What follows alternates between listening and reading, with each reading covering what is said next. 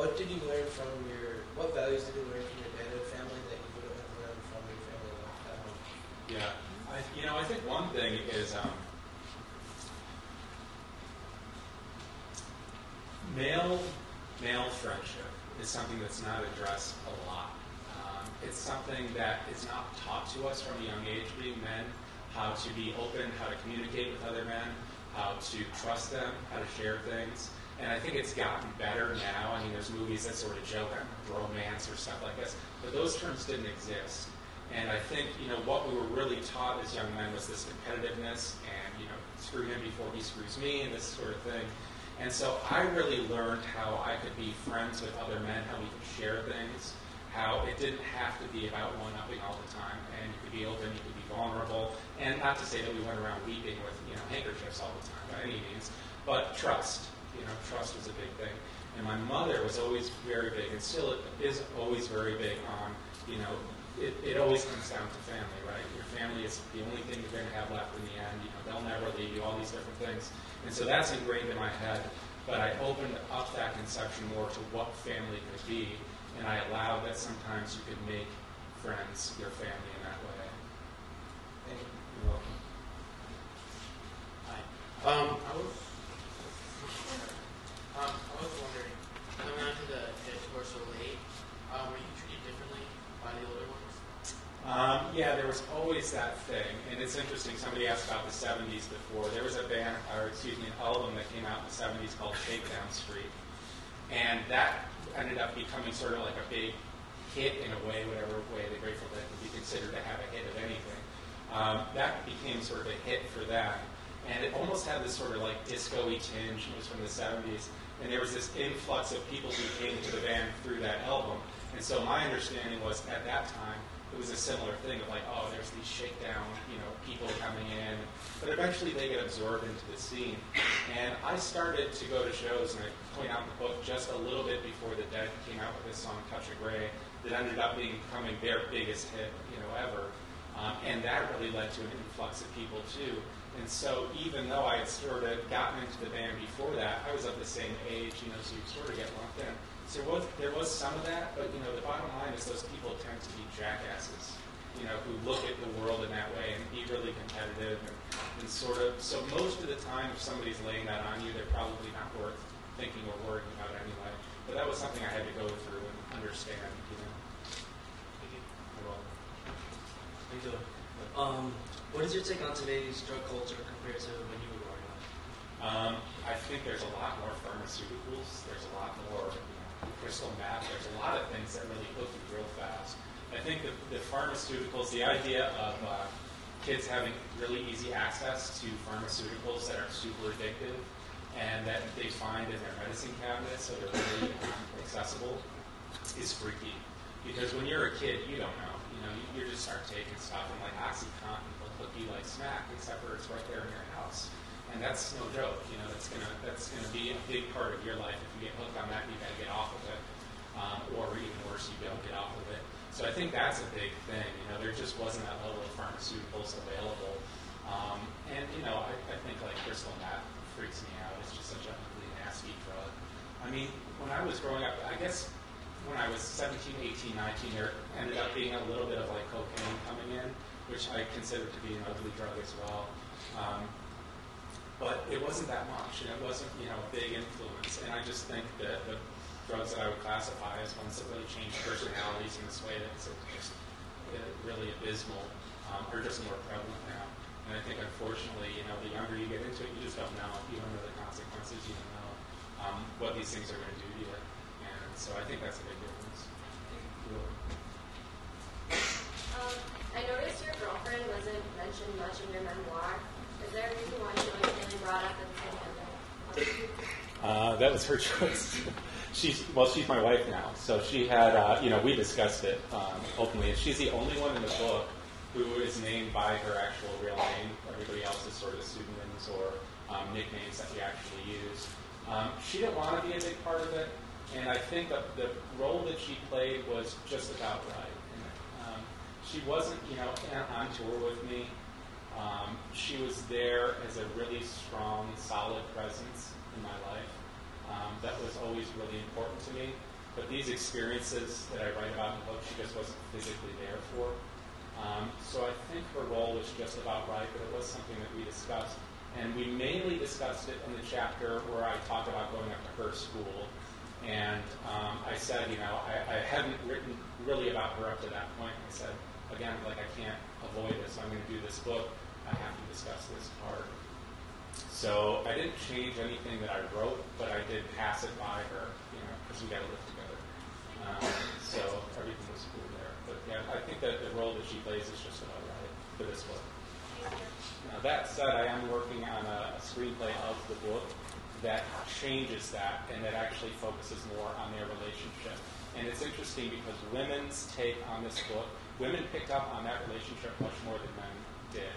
And, that I don't know if that's a sexist thing to say or not, that's just an observation that women would ask me about the relationship, or they felt that that was a bigger part of the book than I had realized. And so when I started to think about how can I turn this into a movie, that's something that I started to think would be more interesting to investigate their relationship. Hi, my name's Christine. I just wanted to know, in the beginning of your book, you said something about reaching for the brass rings. And I wanted to know what was your brass ring experience. And I missed the last part. I wanted to know what your brass ring experience was like in your life. Yeah, my wife and kids. That's it. Yeah, I mean, there's nothing more important to me. There's nothing better every day. What kind of audiences were you writing the book for? Like young people, straight people, parents, deadheads? And were you surprised about the audiences that it actually reached? I am. Yeah. And your first part was who did I think I was writing for, as opposed to who can. I really thought I was pretty much writing for the people who, even my generation, sort of mid-'80s people who went on tour. And it ended up reaching a lot more people than that, people who came on later. But I also hear from, guys from the 60s or 70s who, again, just nobody had put down this stuff before on paper this way. So I think people were hungry for it who had had that experience. And a lot more of those people have picked up on it and taken the time to write me notes. There's also a younger generation, 17, 18, 19-year-olds who will write and say, I never got a chance to see the Dead, and I really wish I had, and I listened to the music, and that was a revelation to me. I didn't realize that was really going on. There's so much other music. So that was a different group, too. And then people who, there's a lot of families, the cousin was the guy or the brother was the guy, and they didn't understand it. And so now they can read the book and sort of get an idea of what their cousin, brother, whoever was into. Or you have people giving it to their spouses because they're deadheads and the spouses aren't. And the spouses can't believe that they can listen to this stuff every day for hours on end still. So it allows them to give the book and say, this is why, this was important to me, this is who I am, and stuff like that. So, yeah, it keeps spreading out. You're welcome. Hi, good evening. My question is, it seems that you didn't show a lot of emotion or thought process or feelings throughout the whole book towards the end itself. And I was thinking, was there a reason behind that, or was it just the fact that you really did because of the state of mind you were in? And if so, what was your mentality while you were on drugs, when you weren't on drugs, when you were just in the psyche of just being on tour? Yeah. Was it family and was other things important to you? I think, part of the challenge is, I mentioned before, writing about an intense experience like music is sort of akin to writing about sex. So it's sort of like, or even, waiting for a train to hit you. These are all really powerful, poignant moments. As a writer, how do you let people in on the impact of that without just having it be over like that, right? So I think you do sort of take some emotion out of your descriptions to keep that going longer, and then you just have to sort of slip in those ecstatic breakthroughs wherever you can put them. So that might be part of what you picked up on. Is just a way to communicate these things without just burning out after the first chapter. And I realized, at first it was amazing to me that nobody had written about going on tour and all these things until I started writing it, and I realized how hard it was because of that reason. You could write about, it's sort of like, you might be sitting across from somebody, and I'm going to say at a bar, I'm sure none of you guys have ever been to one, but I might be sitting across from somebody at a bar who tells a really good story, and they're very entertaining for 10, 15, 20 minutes, a half an hour if they're very good. after a while, it's just another drunk blabbering in your ear. So in a way, drug experiences and writing about them are mainly interesting to the people who had them or the people that they were with. And they can get old very fast. No, like, I understand that, but I mean also like situations like, for instance, like when your friend died, or like simple situations like that. Like I would have like reading it, because I just like different people. So reading it, I kind of felt for you, and I would have liked to know like how did you feel? Like were you thinking right when you were about to, if you would have died when you were like when you got caught? I was thinking like what was the last thing on your mind, or how did you feel? Would you have changed something like, or situations like that, or even being on the bus all the time, not seeing your family, like just stuff that got into more emotional aspect, just because, or maybe because I'm cliche and I think a memoir should be like, hey, I was crying this day and I did that kind of thing. So I don't know. So yeah, I do think that would probably be a forcing epiphanies that weren't really a part of the experience. They're good literary devices, but realistically, it's mainly in hindsight that you sort of attach to those things and realize how important they were at the time. Usually, when something's happening, you don't know how important it is. And since I was writing about things that were happening to me that I was going through, that's sort of the reality. And I wouldn't want to take it and make it cheesy, or something like that. So it's a good question. I'm going to think about that one, actually.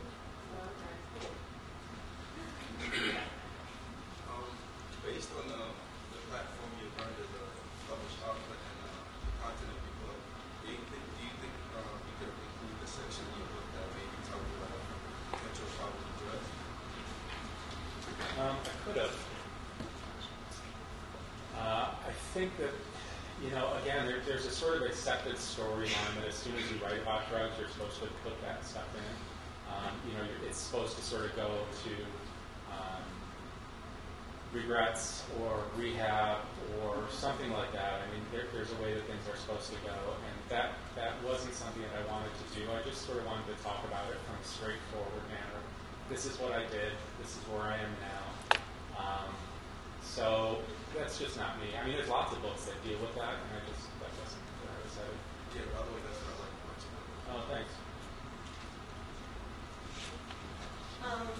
If Jeremy Garcia was alive right now, and would you want him to read your book if he did?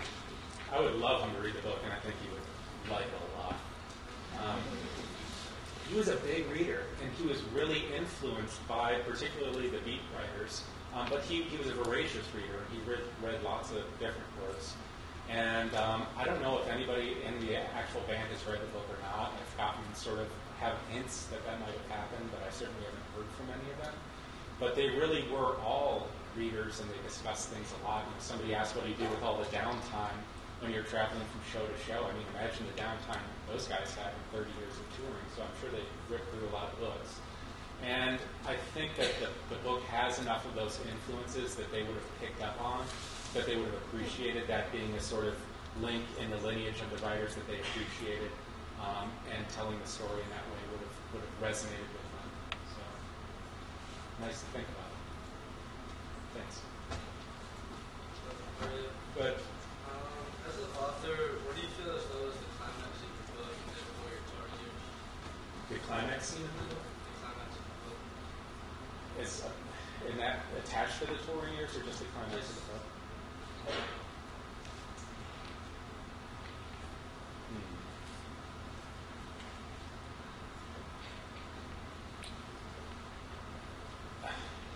It might be in some ways when bad stuff starts happening, and I guess I'm thinking of like the car crash when my buddy died. I think there's a certain part where, I was really explaining the positives of the scene and all the things I got out of it and who I was going up to that time. But at that point, you sort of have this heavy air injected into it. And that's the reality, is it wasn't all, going around with daisies in your hair, everybody giving each other things. And I mean, that was a part of it, but there was also a lot of seedy people on the scene. There was a lot of people taking advantage of other people. And whenever a band or anything becomes such an important part of your life, they're going to be a part of your life through the good times and the bad. And so once they started sort of integrating themselves into my bad experiences too, the negative things, and maybe bolstering up those ends, and I learned how that they could affect my life that way too. That's probably a changing point. I think it's a maturing point too, of realizing you don't live in a bubble.